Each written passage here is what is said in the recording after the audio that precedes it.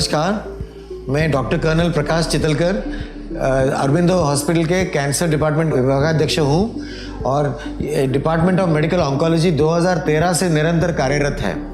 Department of medical oncology में cancer की पूर्ण निदान, अवस्था तथा अत्याधुनिक पद्धति से उसकी पूरी तरह पैथोलॉजी जांच होती है। उसके पश्चात एक ट्यूमर बोर्ड नामक संस्था होती है जिसमें सारे डॉक्टर, सारे विशेषज्ञ, कैंसर के शल्य विशेषज्ञ, कैंसर के मेडिकल ऑन्कोलॉजिस्ट, कैंसर के विकिरण चिकित्सा विशेषज्ञ सारे मिलके पैथोलॉजिस्ट के साथ बैठ के विचार विमर्श करते हैं कि इस कैंसर की अवस्था कौन सी है, उसका रूप कैसा है, उसका हिस्टोलॉजी क्या है, और उसके आधार पे सारे डॉक्टर मिलकर कैंसर के ट्रीटमेंट के बारे में निर्णय लेते हैं। और इस निर्णय के साथ हम लोग अलग अलग प्रकार की ट्रीटमेंट की प्रणालियाँ कैंसर को दे सकते हैं। सबसे पहले कीमोथेरेपी वो होती है जो कैंसर की दवाई होती है और कैंसर के पेशियों को ख़त्म तो करती है लेकिन शरीर के कई नॉर्मल पेशियों को भी नुकसान पहुंचाती है और बाद में वो ठीक हो जाते हैं। और 70% कैंसर्स,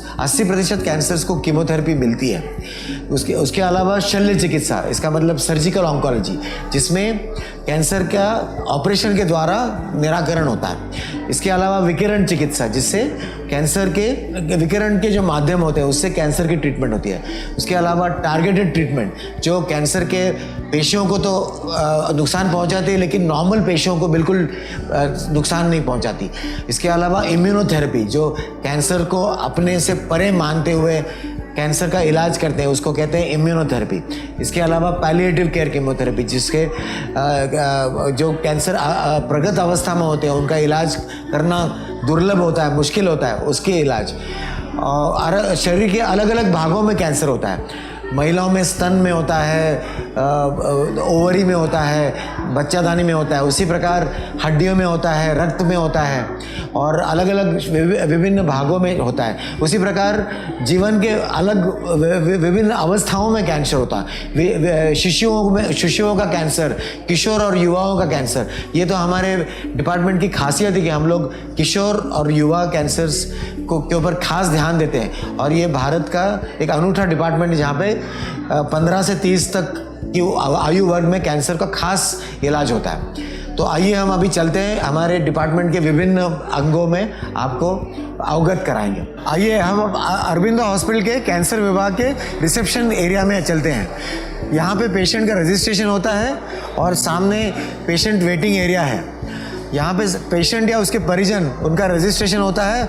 तत्पश्चात उसके रेडिएशन ओपीडी में, जहाँ पे उसके कैंसर के रूप के अनुसार उसका रेडिएशन की चिकित्सा हो सकती है, या मेडिकल ऑन्कोलॉजी डिपार्टमेंट में जहाँ पे कीमोथेरेपी या टारगेटेड थेरेपी की प्लानिंग होती है, या सर्जिकल ऑन्कोलॉजी ओपीडी जहाँ पे उसकी शल्य चिकित्सा की प्लानिंग होती है। ये हमारा डे केयर सेंटर है जहाँ पे एडमिशन किए बिना ही पेशेंट का इलाज होता है और कोई विभिन्न प्रकार की जांचें भी यहाँ हो सकती है, जैसे कि बोन मैरो, कमर की हड्डी का पानी निकालना और अलग अलग जांच कर सकते हैं। और यहाँ पे सुबह जब पेशेंट आता है, खून की जांच बाहर ही होती है, बाहर वाले कमरे में।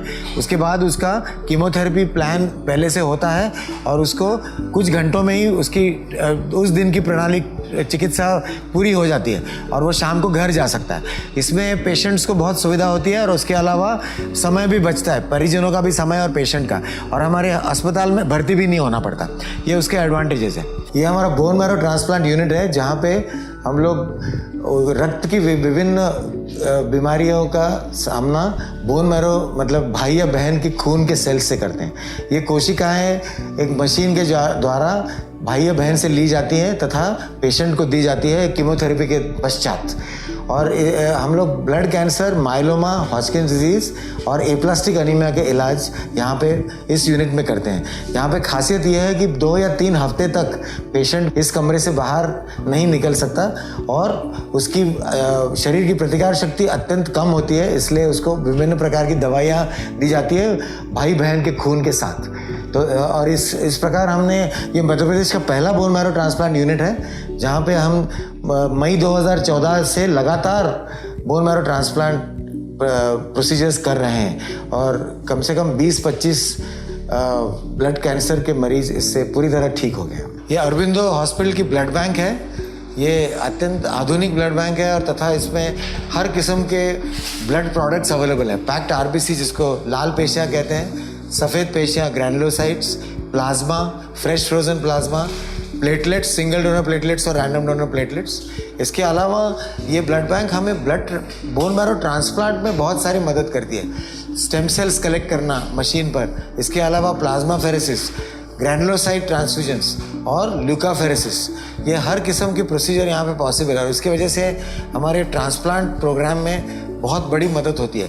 ये इंदौर की जानी मानी ब्लड बैंक है और सबसे बड़ी ब्लड बैंक है और यहाँ पे किसी भी व्यक्ति को अगर ब्लड कैंसर है तो उसके शुरुआती दौर की ट्रीटमेंट और तथा बोन मैरो ट्रांसप्लांट, ये दोनों यहाँ पे संभव है। इस ब्लड बैंक में जितनी फैसिलिटी है उसकी वजह से हम लोग विभिन्न प्रकार के ब्लड कैंसर्स बहुत अच्छे से इलाज कर सकते हैं और इसके नतीजे हमें पिछले 8 साल में दिख रहे हैं। सैकड़ों ब्लड कैंसर के मरीज अब बिल्कुल ठीक हो गए। ये हमारा मेडिकल ऑन्कोलॉजी वार्ड है, वार्ड नंबर 407, जहाँ पे कैंसर के विभिन्न प्रकार के मरीज सारे भर्ती होते हैं, जिनको कीमोथेरेपी, इम्यूनोथेरेपी, टारगेटेड थेरेपी या अलग प्रकार की सारी ट्रीटमेंट्स मेडिकल ऑन्कोलॉजी की यहाँ पे प्रदान की जाती है। और हमारा इसके अलावा पेशेंट्स के कभी कीमोथेरेपी या अलग अलग कैंसर थेरेपी के साइड इफ़ेक्ट्स के लिए या कॉम्प्लिकेशंस के लिए भी भर्ती होना पड़ता है। औसतन यहाँ पे एक 6 महीने के दौरान एक कैंसर का मरीज़ 6 या 8 बार यहाँ पे भर्ती होता है, बार आता है और उसके अलग अलग सामाजिक पहलू, उसके साइकोलॉजिकल प्रॉब्लम्स, इन सबका ध्यान दिया जाता है। डॉक्टर्स, नर्सेस, काउंसलर्स और डाइटिशियंस, फिजियोथेरेपिस्ट, ये अलग अलग टेक्नीशियन जो होते हैं सारे पेशेंट के साथ वार्तालाप करके उसके हर समस्या का समाधान यहाँ ढूंढने की कोशिश करते हैं और उद्देश्य होता है कि वो जल्दी से जल्दी यहाँ पे ठीक होके वापस आने की ज़रूरत ना पड़े। जैसा कि आपने देखा, हमारे कैंसर विभाग के विभिन्न भागों में कैंसर की ट्रीटमेंट, हर प्रकार की सुविधा और पेशेंट को सपोर्ट, सामाजिक और मानसिक प्रकार का सपोर्ट, ये सब हमारी टीम के अलग अलग मेंबर्स करते हैं और उनकी समस्याओं का समाधान अच्छे से अच्छे तरीके से ढूंढते हैं। इस तस्वीर की तरफ मैं आपका ध्यान आकर्षित करूंगा। ये एक महिला है जो कैंसर से पीड़ित होती थी कभी और आज अपने आप को विजेता मानती है और पूर्ण स्वास्थ्य की तरफ अग्रसर हो रही है।